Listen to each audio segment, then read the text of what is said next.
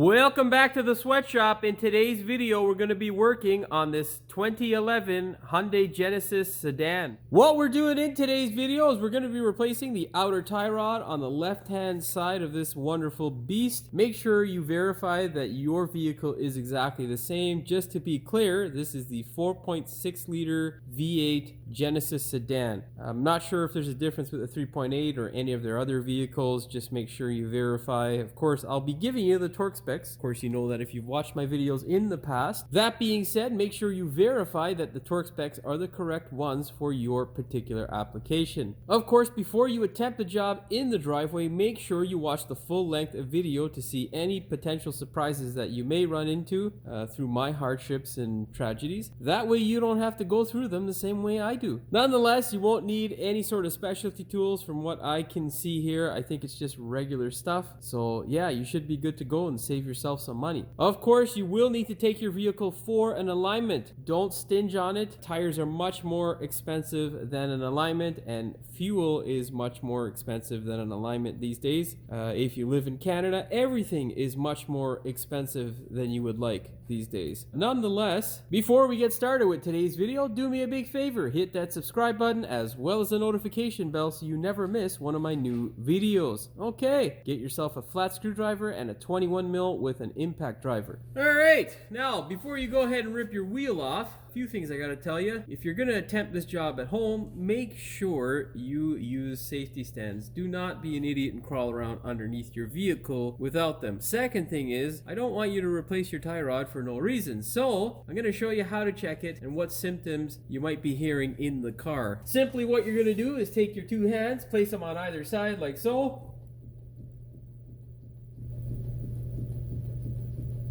and shake back and forth. Obviously, you can hear a bit of a knock as well as see a bit of movement. Whenever doing this on the majority of cars, you should have zero movement. You also want to check it up and down to make sure you're not going to have any other issues that tissues just won't solve. We're stiff in that position. Just this one's bad. Alright, go ahead, get a flat screwdriver and a 21 mil. I don't miss these types of hubcaps, to be honest.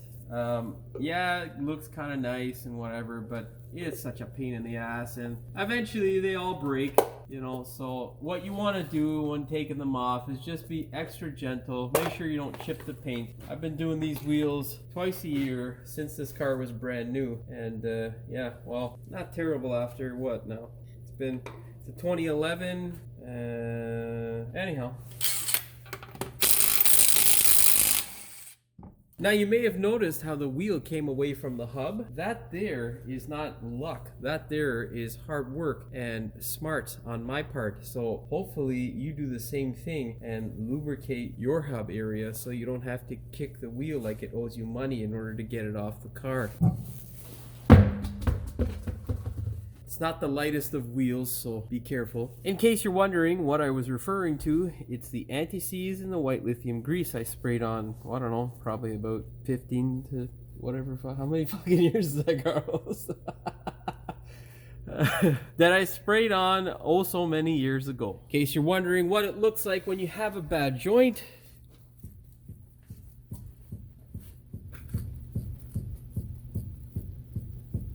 hopefully you can see it. If not, this clip was a colossal waste of time. Anyhow, next clip. What we're going to do is take a marker, simply etch this thing here. Make sure it's nice and visible and you understand it. I don't know why I made that so big. Whatever. It's one of them days. Grab a 22 mil or the appropriate size wrench and just crack this guy loose. There we go. Now that it's nice and loose, just give it a little bit more twist. We're good. It's nice and loose. Now what you're going to do is get a vice grip. Needle nose preferred. Okay, so basically you have a cotter pin in here, but this thing has never been touched before and it's never coming off. So what I would suggest is basically take a vice grip, try to wiggle it out. If you can't, forget all that noise. Just push the goddamn thing up so you can smash a 19 mil socket over it, and then we're going to gun it because that's the best thing to do. I find that revving the gun sometimes somehow instills fear in the part, and it just gets the stupid thing to separate easily. At least that's what I tell myself. You know, oftentimes as a mechanic, look at this, we need a fucking extension or something. Alright, so once you figure out that you can't get it on there with a straight socket, you gotta get a nice flex socket, and we're gonna gun this mother. Oftentimes as a mechanic, you gotta lie to yourself about what you're doing and whatnot, just to keep your sanity and make yourself feel better. Anyhow, get the flex socket on there and hammer. Forget that cotter pin. We would have spent 6 days trying to get that shit off. Oh, looks like there's a washer on there.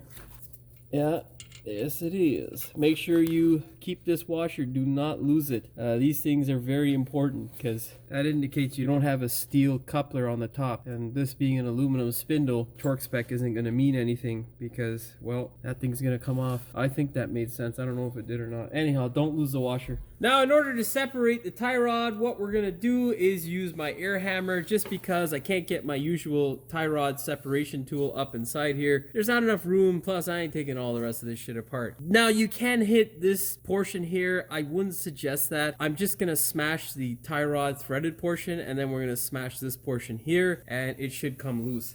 If it doesn't, we're going to probably shut the camera off and beat this thing with the biggest hammer that I have until we break something, and then I feel better. Anyhow, alright, I'm going to readjust the camera because I'm about to lose my mind. Alright, begin smashing.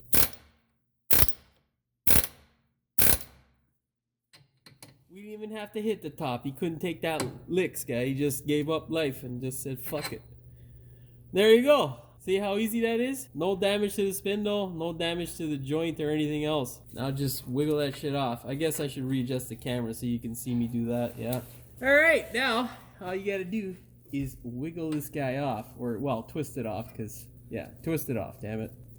Now, don't toss this thing in the garbage. You gotta take it over to the bench, and you gotta figure out whether it's the same shit or not. What we're looking at is the overall height of it to make sure it's the same length. Of course, you want to make sure the shape is the same and whatnot. This original joint is a CTR joint, so they're also an aftermarket supplier. So if you get a CTR joint, you're getting the exact same Hyundai joint. Same crap, just a different price. What you also want to do is compare the shaft level here to make sure they are pretty much the same. If it's more than a millimeter off, I think something might be wrong, but obviously you're not comparing the tips, you're comparing this general area here. Nonetheless, take the thing for an alignment. Once you verify that it is the same, don't forget to remove this garbage, and then you can go ahead and slide this in. Of course, before you do that, get your anti-seize. Take your almost finished tub of anti-seize and just apply this generously to the threaded rod or inner tie rod. As well, we want it to come off easily the same way it just did in the future if we ever have to replace it again. I genuinely think that made sense. Go ahead now and spin your new tie rod on to the inner tie rod. If yours is really tight and won't come off easily, you're going to need to grab this end with a vice grip, and you can get yourself another vice grip or a tie rod removal tool. Those things are wonderful, however, they are expensive. Well, they're expensive if you bought them like me from Snap-on. So, yeah. So, we need to adjust this guy now to bring it close to where it was. So, I'm too lazy to get the wrench. We're just going to vice grip it, alright? Don't judge me. God damn it. Anyhow, there we go. All pretty and nice. Now just push that guy up in there. Go ahead, put your new joint into place. Make sure you put the washer back. Then thread your wonderful nut back in. Like so. We're going to snug that guy up with my Ugga Dugga gun.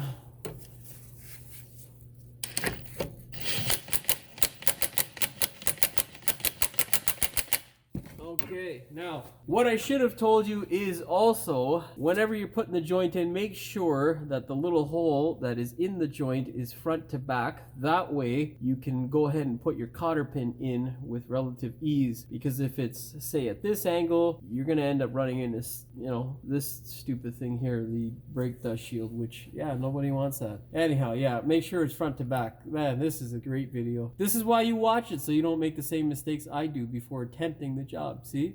That's why I say that shit in the beginning of the video. It's not for my help, it's for yours. Grab your torque wrench, set it to 25 foot-pounds or 34 newton meters. There is a range with the Hyundai products, so just make sure you check the torque spec and select what is appropriate for you. I always pick the higher end of the range, but that depends on what part of a Hyundai I'm working on.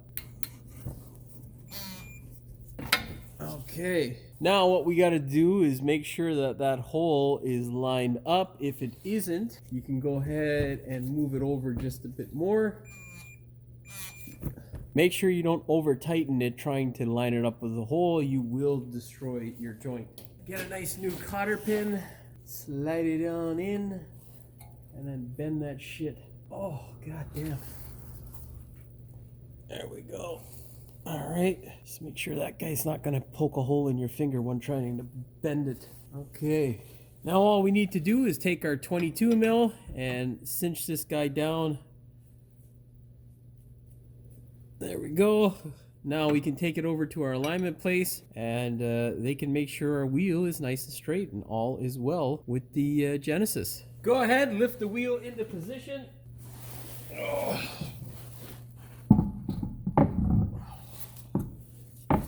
Take your lug nuts and thread them up by hand. Force the wheel into the hub and fire. Grab your torque wrench, set it to 80 foot-pounds or 108 newton meters. Good to go. Now, with the cap, there's a little tab there. What you want to do is line that tab up with the flat spot, this guy here, in the rim. And then you want to smash it on home. Okay, this guy only goes on one way, so don't screw it up. Yay. Well, that's all she wrote for this one. All you got to do now is take the car for an alignment, make sure all is well with your Hyundai, and you are good to go. Hopefully you found the video entertaining as well as informative. If you did, please like, share, and subscribe. Don't forget to hit the notification bell so you never miss one of my new videos. And as always, thanks for watching. We will see you in the next one. Fucking hoist, come on, guy. As well as some wonderful tips and tricks. Of course, before you attempt the job, make sure you watch.